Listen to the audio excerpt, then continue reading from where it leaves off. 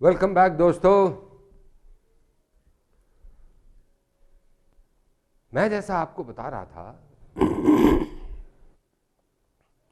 कि कुछ एक आवश्यक सूचनाएं, आवश्यक ज्ञान यानी प्रारंभिक ज्ञान हमें अगर हो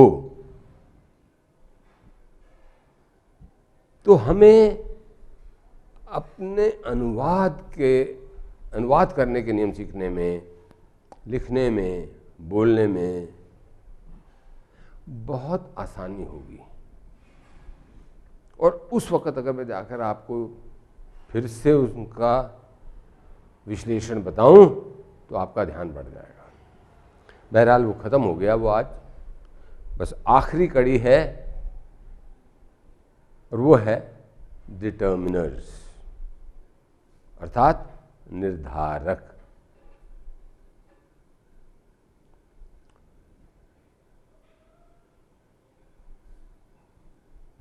इसके दो पहलू हैं, इसके दो कारण हैं। पहला, आप जब भी कभी बात करते हैं तो आपके मन के अंदर एक विशेष व्यक्ति, वस्तु या स्थान होता है। विशेष से मेरा मतलब ये नहीं है कि वो कोई वीआईपी है या कोई बहुत बढ़िया वो चीज़ है, लेकिन आप उसकी तरफ ध्यान खींचना चाहते हैं।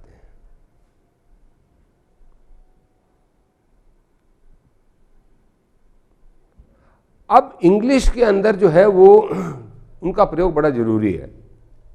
हिंदी में हम चला भी लेते हैं, हमें कोई पूछता भी नहीं है, लेकिन जब आप एग्जाम के अंदर गलती करेंगे तो जाहिर है आप उस कॉम्पिटिटिव एग्जाम में सफल नहीं हो पाएंगे। इसलिए इन छोटे छोटे पहलुओं को कि कौन सा शब्द कहाँ पर अंग्रेजी भाषा में प्रयोग करना आवश्यक है, समझना हमारे लिए बहुत जरूरी है।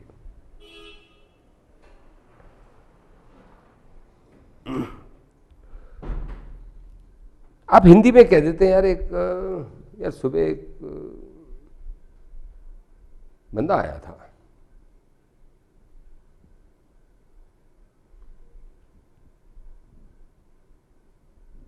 यहां पर तो आपने एक बंदा आया था कह दिया और कई दफा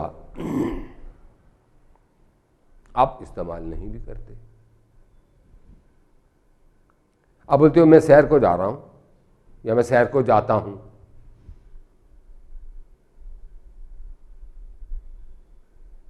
उस वक्त आपने ये नहीं कहा मैं एक शहर को जाता हूं, लेकिन हमारा जो पिछला वाक्य था उसमें क्या था, आई गो फॉर ए वॉक। और ये वॉक शब्द क्या है, हमारा नाउन है, क्रिया करने की, उस क्रिया का नाम है ये वॉक, चलना।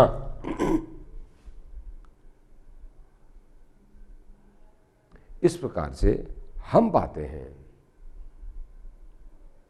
कि चंद एक शब्द ऐसे होते हैं जिसके द्वारा हम अपने नाउन की ऊपर या उनकी पहचान कराने के लिए हम चंद शब्दों का इस्तेमाल करते हैं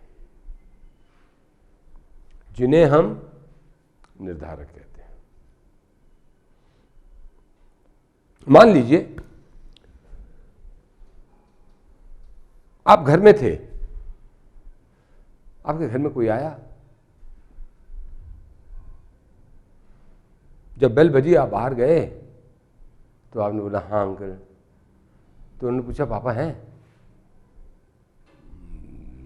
बोले पापा तो नहीं है। अच्छा कोई बात नहीं, कोई बात नहीं, वो कहकर चले गए।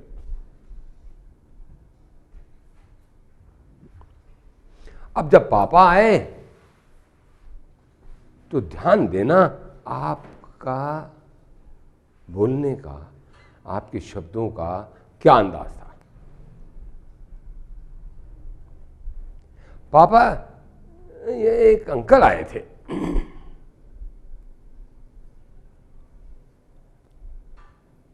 तो आपने क्या बोला,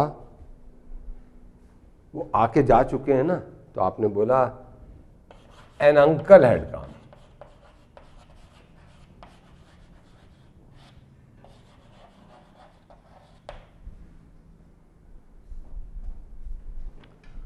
अब यहां पर एक बड़ी अजीब चीज हो गई, आपने उन अंकल का नाम नहीं पूछा था। उन्होंने बताया, आपने पूछा नहीं, उन्होंने बताया नहीं, तो पापा ने पूछा अरे कौन थे यार, कौन? तो ना वो आप बड़ी असमंजस में कि यार मैंने पूछना तो चाहिए था उनका नाम। तो अचानक आपके दिमाग में आता है, पापा वो जो पिछले संडे को आए थे, सुबह आए थे ना संडे को पिछले, वो। तो आपने उसको कहा oh uncle, the one who had come on last Sunday. यहां पर तो आपने बोला था एन अंकल हैड कम। अब आप बोल रहे हो द वन, वो वाले, द वन, उनकी पहचान करा रहे, उन पर जोर दे रहे, the one who had come on last Sunday. इस प्रकार से निर्धारक जो हैं वो हमें अपने वाक्य में प्रयोग हुए नाउन,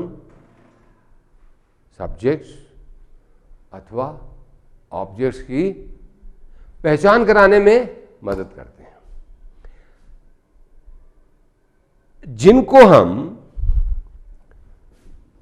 ए एंड दी के नाम से जानते थे।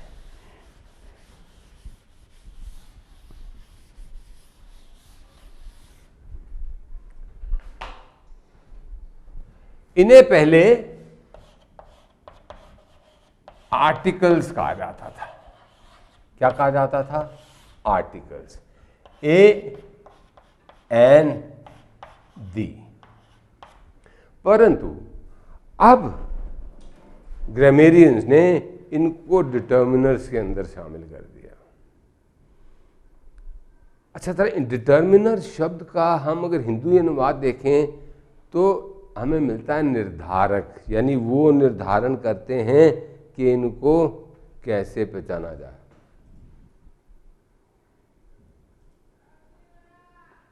अच्छा,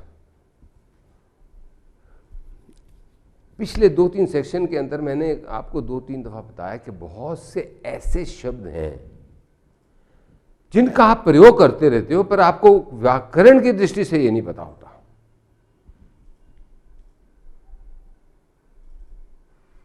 आप एक दुकानदार के पास जाते हो,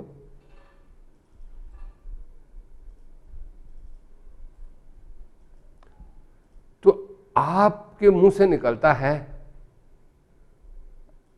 अब मुझे कुछ किताबें चाहिए या मुझे कुछ कॉपियां चाहिए, आई नीड सम।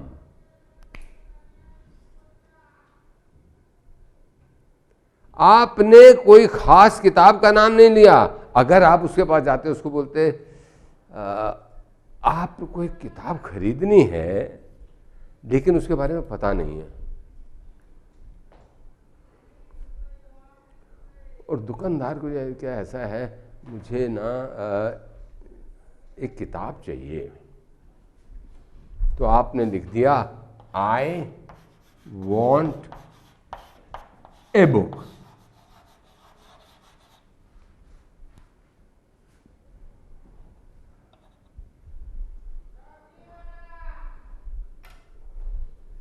तो दुकानदार पूछता है अच्छा जी कौन सी किताब आप कुछ, मैं ना नाम भूल रहा हूँ, नया सब्जेक्ट है तो वो मुझे ना वो दिमाग में नाम नहीं आ रहा, मैं अभी आपको बताता हूँ। बोले किस बारे में है? बोले वो मनोवैज्ञानिक पहलू की है। अब दुकानदार के पास तो बहुत सारे ग्राहक आते हैं, उन्हें बहुत पूरा ज्ञान रहता है कि उनके पास किन किन तरह की किताबें पढ़ी। वो अंदर गया और एक किताब उठा के ले आया, एक या दो किताबें ले आया, दिखाया। वो देखते ही बोले, ओ yes, this is the book, this is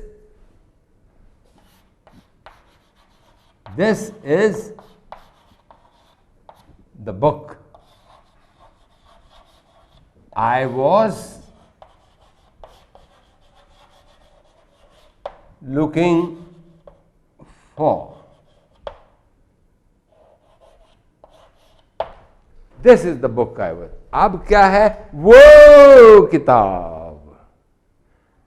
अब आपने पहचान करा, तो आपने बोला दिस इज दी बुक। अब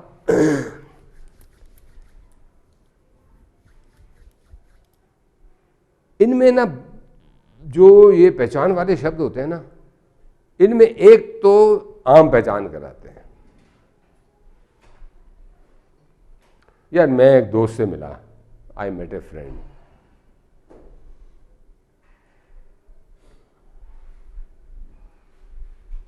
अभी आपने उसकी पहचान नहीं कराई, आपने सिर्फ बोला मैं एक दोस्त को मिला था। लेकिन जब आप उसकी पहचान कराना चाहते हैं तब आप दूसरा वाला इस्तेमाल कर लेते हैं। तो हमारे जो डिटर्मिनर्स होते हैं वो दो प्रकार के होते हैं। एक तो होते हैं स्पेसिफिक, एक होते हैं जनरल।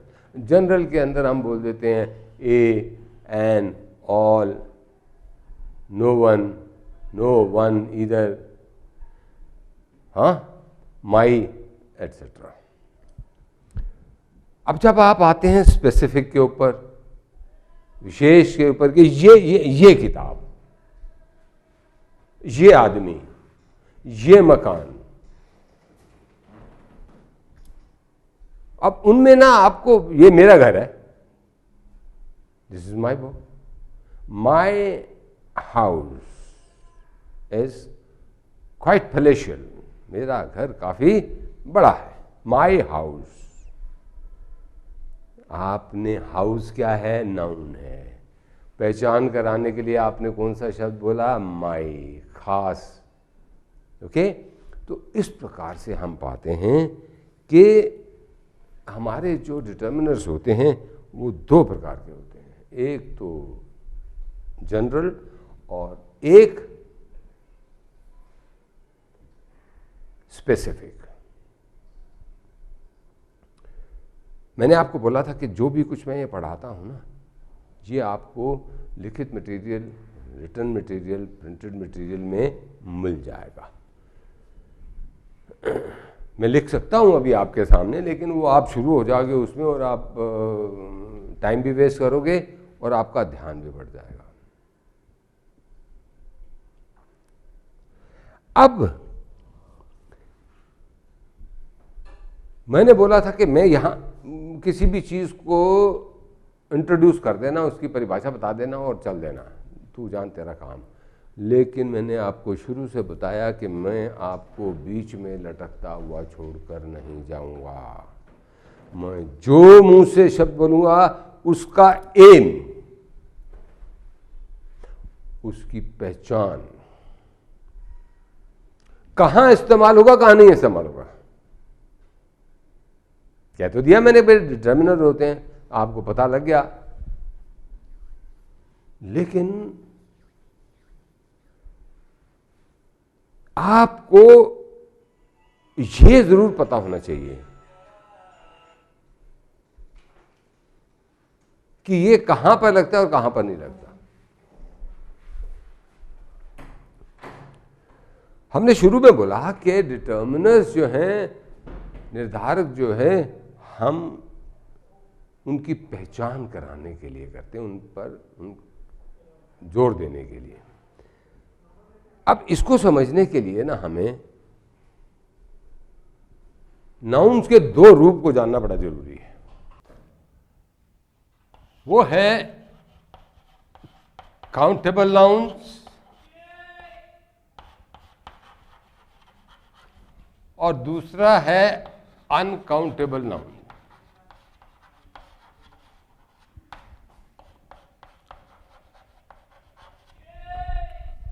यदि आप अपनी नज़र चारों तरफ दौड़ाएंगे तो आप देखेंगे कि बहुत सारी ऐसी चीज़ें हैं निर्जीव जिनमें से कुछ की तो आप गिनती कर सकते हैं और कुछ की गिनती नहीं कर सकते आप।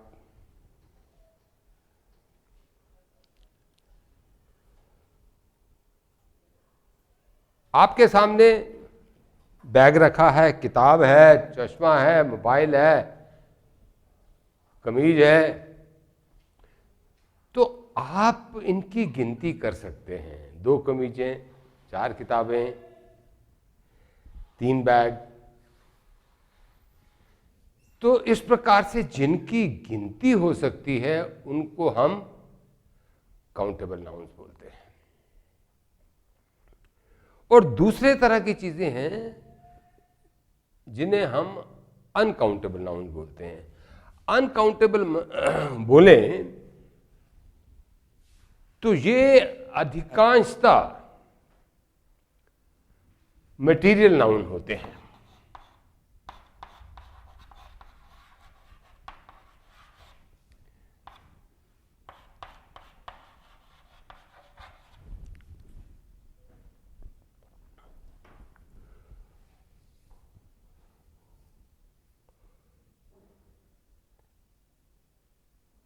जो मटेरियल नाउन्स होते हैं वो अपनी पहचान खुद रखते हैं।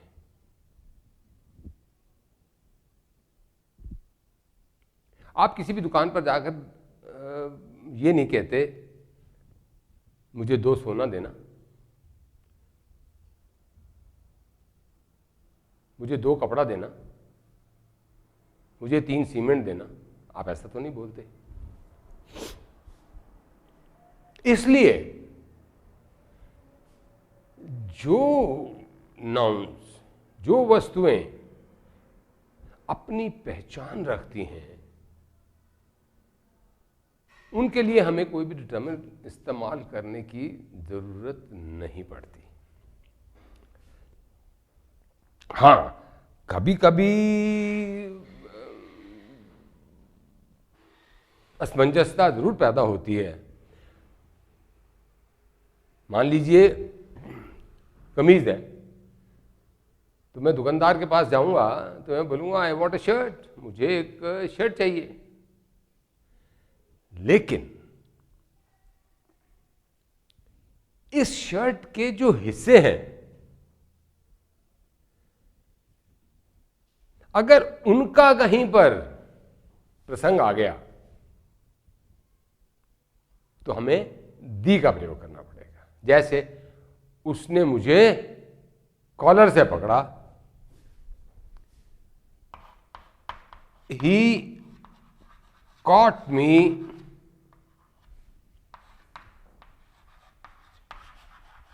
by the collar।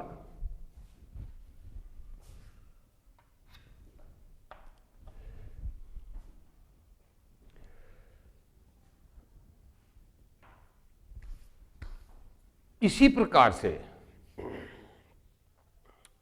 हमारे आर्टिकल आपको याद है ना, ए एन दी हैं, ए एन दी। हम इनका प्रयोग सीख रहे हैं अभी कि कहां पर इनका प्रयोग होगा और कहां पर नहीं होगा।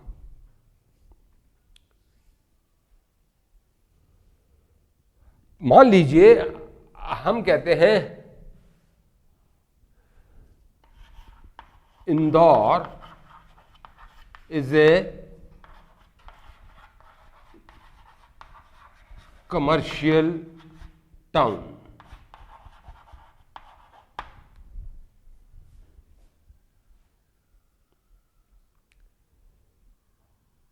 अब स्वाभाविक प्रश्न उठता है कि आपने दी तो नहीं लगाया, the Indore is a commercial town. क्यों नहीं लगाया? क्योंकि हमने शुरुआत में बोल दिया कि जो नाउन्स अपनी पहचान रखते हैं, उनकी पहचान कराने की जरूरत नहीं पड़ती। इंदौर तो अपनी दुनिया में है, पूरी दुनिया में एक ही शहर का नाम है ना, तो उसके लिए हमें पहचान कराने के लिए किसी भी आर्टिकल की, निर्धारक की आवश्यकता नहीं पड़ती।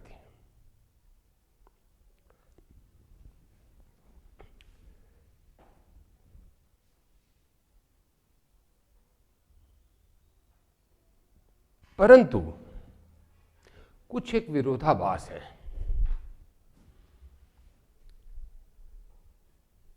और वो हैं खासकर अलौकिक वस्तुएं। बहुत सी अलौकिक वस्तुएं होती हैं विशेषकर स्थान, किताबें, जो अपनी तरह के एक ही हैं। जैसे हम बोल देते हैं दी Himalayas,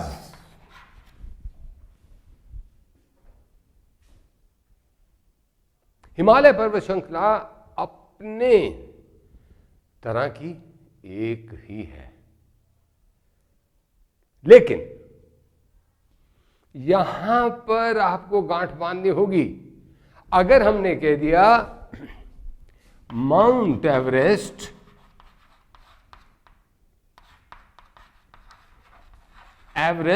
is the highest peak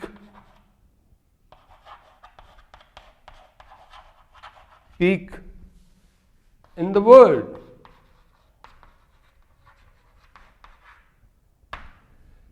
अब यहां पर हम दी नहीं लगा सकते, नहीं लगाना चाहिए, क्योंकि माउंट एवरेस्ट जो है वो ऐसी तो बहुत सारी चोटियां हैं,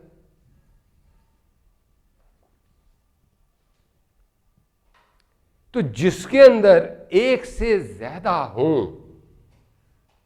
वस्तुएं, उनके साथ हम दी का प्रयोग नहीं करते। यहां याद रखना, अपने आपने दी हिमालयाज बोला था, और इसी के साथ हमने बोला था और भी अलौकिक पुस्तकें हैं।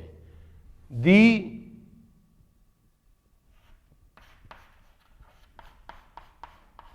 महाभारत,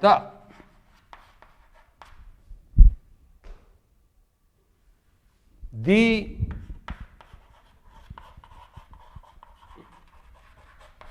रामायण,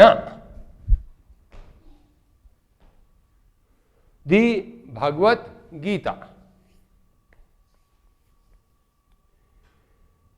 इस प्रकार से संसार के अंदर जितनी भी अलौकिक चीजें हैं या अपने तरह की एक हैं, the moon, the sun, the अर्थ,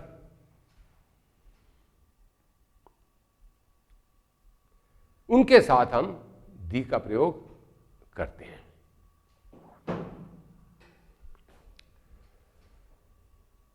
ये सिर्फ आपको ना प्रारंभिक ज्ञान दिलाना था डिटर्मिनर्स के बारे में। हम पार्ट 2 में जाकर इनकी बहुत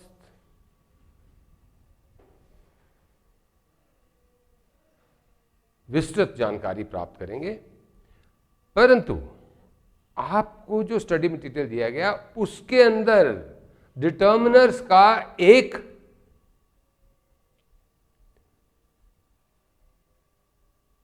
चैप्टर अलग से है, और उसके अंत में भी एक्सरसाइज दी गई है। उसके अंदर ए एंड डी का प्रयोग आपको करना है।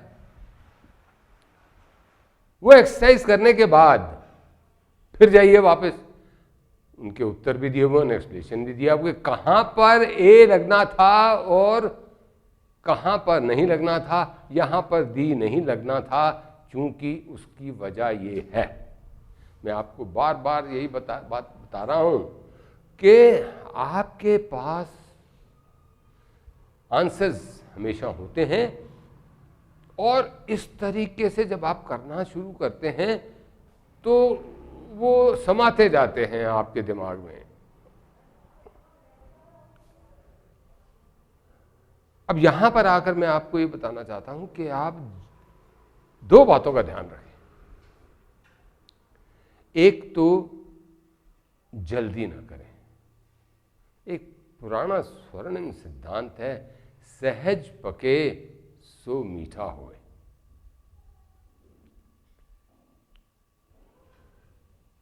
मैंने अक्सर विद्यार्थियों को देखा है कि वो बहुत जल्दी में हैं कि मेरे को तो बस हफ्ते के अंदर स्कॉलर बनना है। उसे इस बात की चिंता नहीं कि पिछले 10 साल से उसने कुछ नहीं किया, लेकिन अब वो एकदम से 1 किलो बादाम रोज खा के और गामा पहलवान बनना चाहता है, जो संभव नहीं होता।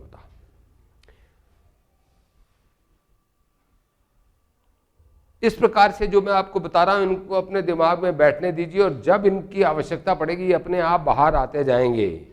और दूसरी चीज जो है इसी से जुड़ी हुई कि क्वालिटी वर्सेस क्वांटिटी, यानी गुणवत्ता बनाम संख्या।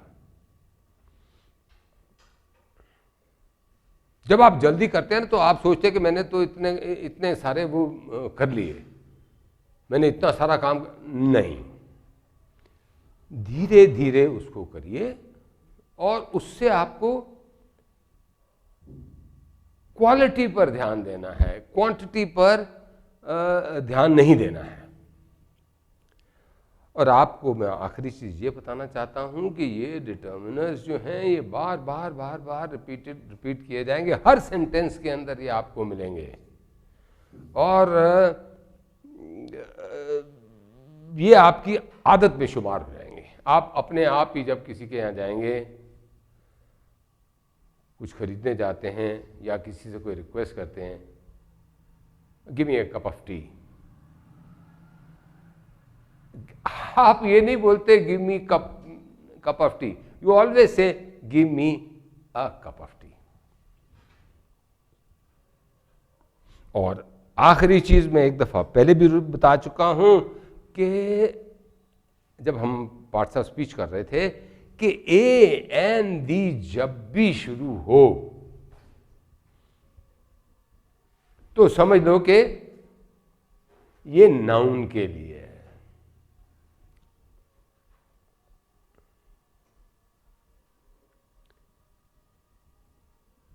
तो अपना पहला लेसन शुरू करने के लिए या वर्ब के ऊपर जाने से पहले मैं चाहता था कि चंद एक आवश्यक पहलू आप ये जान लें ताकि वो आपको आगे काम आने वाले हैं। Thank you.